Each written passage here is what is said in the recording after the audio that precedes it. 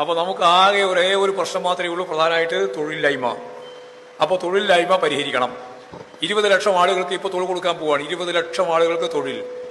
1 ലക്ഷം സംരംഭകരെ കണ്ടെത്താൻ പോവുകയാണ്. ഒരു 5 ലക്ഷം ആളുകൾക്ക് അങ്ങനെയും തൊഴിൽ. തദ്ദേശ സ്വയംഭരണ സ്ഥാപനങ്ങൾ മുഖേന ഒരു 1005 എന്ന രീതിയിൽ 1.25 ലക്ഷം ആളുകൾക്ക് തൊഴിൽ.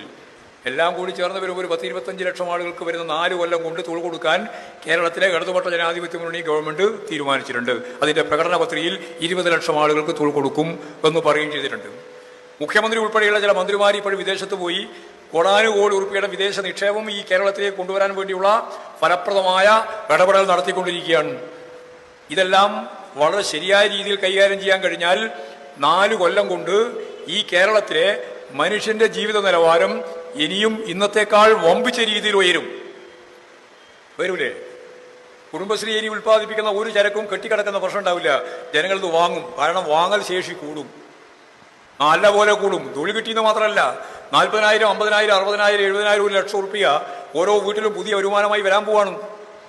അപ്പോൾ അവരുടെ കഴിവ് ശേഷി, വാങ്ങാനുള്ള കഴിവ് കൂടും. അപ്പോൾ നമ്മൾ ഉൽപ്പാദിപ്പിക്കുന്ന ചരക്ക് ആഭ്യന്തര മാർക്കറ്റിൽ തന്നെ നല്ല രീതിയിൽ വരും. ടൂറിസം മേഖല ഉൾപ്പെടെയുള്ള എല്ലാ മേഖലയും ശക്തിപ്പെടും. അങ്ങനെ ശക്തിപ്പെട്ടാൽ വരുന്ന 20-25 കൊല്ലം കൊണ്ട് ലോകത്തിലെ വികസിത നാടിന്റെ ഒപ്പമോ അർദ്ധ വികസിത നാടിന്റെ അപ്പുറമെത്താനോ കഴിയുന്ന ഇന്ത്യയിലെ ഏറ്റവും പ്രധാനപ്പെട്ട രാജ്യമായി, നാടായി ഈ കേരളത്തെ മാറ്റിയെടുക്കാനാവുമെന്നുള്ളതാണ് വളരെ പ്രധാനപ്പെട്ട കാര്യം. ആരും കൈയടിക്കുന്നില്ല, കാരണം തലേ കയറിയിട്ടില്ല. ഞാൻ പറഞ്ഞത് അങ്ങോട്ട് മനസ്സിലായാലല്ലേ കൈയടിക്കുക. അല്ലാണ്ട് വെറുതെ ഇങ്ങനെ എന്നെ നോക്കി ഇരിക്കുന്നുണ്ടെന്നുള്ളത്